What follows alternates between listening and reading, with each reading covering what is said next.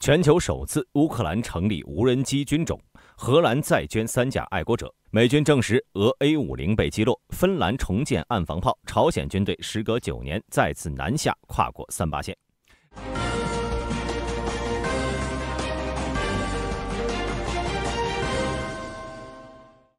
6月11号，乌克兰国防部和军队代表在基辅宣布，他们成立了世界上首支无人机部队。该部队将成为继陆军、海军、空军之后的乌克兰第4军种。新部队的象征呢，是一只燕子。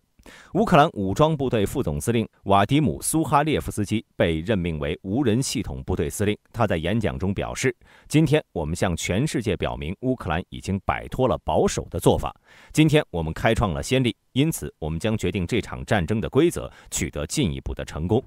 这次引入新的军队结构是对现代战场要求的回应，是在现代军事经验的基础上创建的。国防部第1副部长伊万·哈夫里柳克表示，乌克兰是世界上唯一一个已经完成此类部队配备的国家。目前，美国、俄罗斯、英国等等军事强国都在为军队装备无人机。比如大兵的兵器频道之前就曾报道过，美国陆军和空军就装备了一款无人机器狗。这些无人机呢，需要专属的操作员，但其指挥权仍属于连排级部队，并没有从陆海空军中独立出来。而在俄乌战场，乌克兰无人机部队的表现已经可以和友人部队相媲美了。得益于特殊的堑壕战状况，乌克兰的无人机部队能在不动用一兵一卒的情况下，对俄罗斯的进攻部队造成极大伤亡。无论是坦克还是步兵，面对飞行速度快、目标小的神风 FPV， 几乎都毫无还手之力。而在海面上，乌克兰的水面无人艇成功地封锁了黑海水域，同时乌克兰还利用远程无人机对俄境内目标进行打击。前几天，乌军还成功击伤了2架俄罗斯苏57五代机。这一系列战绩以及俄乌战场特殊的状况，使乌克兰军队有条件将无人机部队从海陆空3军中分离出来，成立一支独立的军队。乌克兰军方表示，目前无人机部队已经在测试模式下运行，并根据需求进一步改进。当然，各位不用担心新军种的成立会干扰前线乌军的战斗能力。关于这点，苏哈列夫斯基明确表示，在任何情况下都不会从今天在前线的旅中撤出部队，这将是破坏性的。目前新军种的任务是为部队提供无人机和技术支持，在后方招募和培训无人机驾驶员，以及规划设计无人系统的军事行动。除此之外，新部队还有一件重要的任务，那就是加强和无人机制造商的合作。该项目负责人声称，他们目前已经和国内90%的生产商达成合作，并且已经和125家制造商签订了购买合同。乌克兰军方预计准备生产至少100万架 FPV 无人机，以支持明年乌军的行动。大兵认为，在俄乌冲突中 ，FPV 无人机不仅方便易携带、易于部署，还能在抵近敌方上空时快速获取有利的空中态势，实现持续监视和低延迟响应的迅速打击。不仅能对步兵造成严重伤害，还能够对装甲的重要零件进行打击，使其失去战斗能力，是一种战场万金油的存在。乌克兰成立专门的无人机部队，是现代战争迈向未来的重要一步。钢铁之躯将会取代乌克兰士兵同俄军作战，这是科技与战争促成的必然结果。如果俄军无法适应这种改变，那么俄乌战场的天平随时可能会发生倾斜。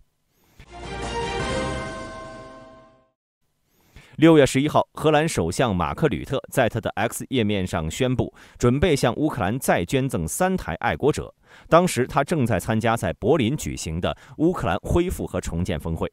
他表示，荷兰正在拨款1.38亿欧元，用于重要的能源基础设施维修、人道主义援助和经济复苏举措。但是，如果没有强大的武装力量，重建是没有意义的。因此，我们也将继续提供军事支持。我们正在与国际伙伴就向乌克兰供应爱国者系统进行谈判。荷兰为此移交了1个雷达和3个发射系统。23年10月13号，荷兰首相对敖德萨进行了突击访问，在那里他会见了乌克兰总统泽连斯基，宣布为爱国者防空系统转让导弹。2023年4月，作为军事援助的一部分，乌克兰从荷兰收到了2枚爱国者防空导弹发射器和数量不详的防空导弹。目前，荷兰已经向乌提供了5个爱国者导弹发射器了。除了荷兰，美德也在继续在乌克兰上加码。6月12号，由德国领导的防空联盟获得了新的进展，除了筹集10亿欧元的资金，获得了多套雷达之外，又帮助乌克兰搞到了一套爱国者。泽连斯基恰好就在德国，他参观将于数周内运往乌克兰的爱国者防空导弹系统，并且与在德国受训的乌军士兵合影。这是德国捐助的第3套爱国者防空系统了。根据最新通报，德国还准备捐助第4套爱国者防空系统，这使得德国成为援助爱国者最多的国家。德国还向乌克兰转移了100枚爱国者防空系统导弹。而在德国、荷兰做出表率后，美国也同意向乌克兰派遣第2套爱国者防空系统和雷达。也就是说，在短期之内，乌克兰境内的爱国者数量将会激增4套。大兵认为，北约选择在此刻加大力度支持乌克兰的防空能力，极有可能是在为 F-16铺路。虽然 F-16属性优秀，但它并不具备隐身能力，也就意味着一旦它被防空导弹盯上，生存力也十分堪忧。再加上俄罗斯屡次声称会率先打击 F-16，我们无法保证在 F-16正式抵达乌克兰之后，俄军不会不计伤亡代价地换掉乌军的 F-16，以此作为军事政治作秀。所以北约在此刻派遣大量的爱国者，加强乌军的防空能力。这样一来，等乌军正式装备 F-16，即可利用防区外打击武器在安全范围内空袭俄军，而不用担心俄军的恼羞成怒了。接下来，我们再把视线转向地面。6月11号，在哈尔科夫州北部的持续战斗中，乌克兰军队最近在利普齐方向收复了失去的阵地。有视频显示，乌军已经重新夺回了位于利普齐东北部的公路沿线阵地。而在沃夫昌斯克，俄乌双方仍在一个一个房间地展开巷战。战线并没有发生变化，但战斗程度十分激烈，貌似俄乌双方都出现了巨大的伤亡。其实这对于乌克兰来说并不能算是一个好消息，因为现在乌军的人员短缺问题依旧存在。就算一个乌军能换3、4个俄军，那乌克兰依旧是吃亏的一方。显然，现在乌克兰最高指挥部对于沃夫昌斯克势在必得，而在库皮扬斯克、西维尔斯克方向，俄军取得了一些进展，占领了2个小的定居点。这可能是由于该地的乌军被调往了哈尔科夫方向。而在恰西夫亚尔，俄军已经基本控制了城西的 K 区，但想要继续向西推进，需要渡过一条运河。根据谢尔斯基的说法，乌军早就沿着运河构筑了防线，因此俄军想要继续跨过运河进攻，难度要比占领 K 区大得多。因此，大兵认为，如果俄军指挥系统正常，未来可能会减小在城区内的攻势，转而从恰西夫亚尔城北部的延伸带跨过运河，试图分割或者包围恰西夫亚尔，逼迫乌军放弃运河防线。而在顿涅斯克、扎波罗热、赫尔松虽有战斗发生，但战线没有明显变化。总体来说，乌克兰似乎在哈尔科夫地区倾注了过多的兵力，这导致俄军在哈尔科夫节节败退。但是相对的，在东部战线，俄军因乌军防御力下降，取得了一定进展。未来乌军可能需要在战力分配上多下一些功夫，避免被俄军在战线上拉扯，无端消耗军力。24年1月14号，乌军在亚速海上空击落了一架俄罗斯 A-50 空中预警机。这架飞机价值极高，俄军仅有个位数的库存。几个星期后，第2架 A-50 被苏联时代的 S-200远程地对空导弹击落了。上周，美国野战炮兵协会2024年火力研讨会上，第10陆军防空导弹防御司令部助理参谋长罗珊娜·克莱门特上校证实，第1架 A-50 是被德国提供的爱国者系统击落的。据报道 ，A-50 飞机上有15名机组人员丧生。同时，这位美军上校还证实，早在23年就有德国士兵出现在乌克兰，训练乌克兰士兵使用爱国者。在1个月后，乌军就能使用爱国者击落俄罗斯的苏27了。23年5月，乌克兰开始推进爱国者的位置，靠近俄乌前线，以对俄罗斯境内目标进行打击。而在 A-50 被击落的同一天，一架俄罗斯伊尔-22M 无线电中继飞机也遭到乌克兰防空系统的攻击，但尚不清楚爱国者系统是否也对这架飞机造成了损坏。当时大兵也出了一期视频，分析是谁击落了 A-50。当时大兵认为爱国者的射程距离事发地太远，因此很可能是俄军自己把 A-50 打下来的。但根据克莱门特上校的描述，这次行动乌军非常的大胆，将爱国者系统部署到了距离前线非常近的位置，甚至是俄战区。毫无疑问 ，A-50 击落可能是乌克兰的爱国者系统迄今为止取得的最重要的一次胜利。乌克兰的战术成功地击退了俄罗斯空中力量，并且削弱了其发动直接攻击的能力，甚至削弱了俄军使用对峙滑翔炸弹的攻击的能力。这些炸弹对乌克兰城镇造成了严重破坏，同时它也向世界证明了乌克兰军队的勇气以及爱国者系统的有效性。随着越来越多的爱国者加入乌克兰，击落 A50 这种高价值飞机将会成为俄乌战场的常态。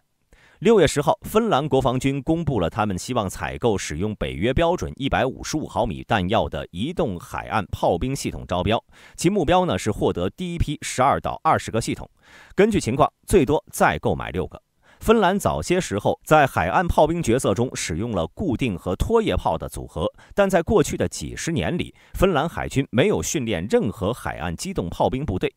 固定火炮最初包括退役后的旧坦克炮塔以及专门建造的130TK 龙卷风火炮，后者是一个完全由芬兰开发和建造的系统，它使用与苏联130毫米野战炮 M46 相同的弹药，以及 Namo Rifles 在90年代后期开发的独特反舰炮弹，射程可达40公里。在24年，恰逢这批火炮服役40周年，芬兰海军一直在寻找能够替换这些火炮的替代品。目前，芬兰对新火炮的设想还并不明确，但提出了几个关键点，包括使用北约的155毫米炮弹，同时能够对沿海船只和地面目标发动攻击，适应芬兰沿海地区的环境以及高机动性。由于芬兰沿海地区有发达的公路系统，再加上要求的高机动性，基本可以肯定，芬兰的岸防炮会使用卡车底盘，类似和贝夷的弓箭手、法国的凯撒都能满足芬兰的需求。时隔9年，朝鲜再次跨过38线南下，多名朝鲜军人越过38线。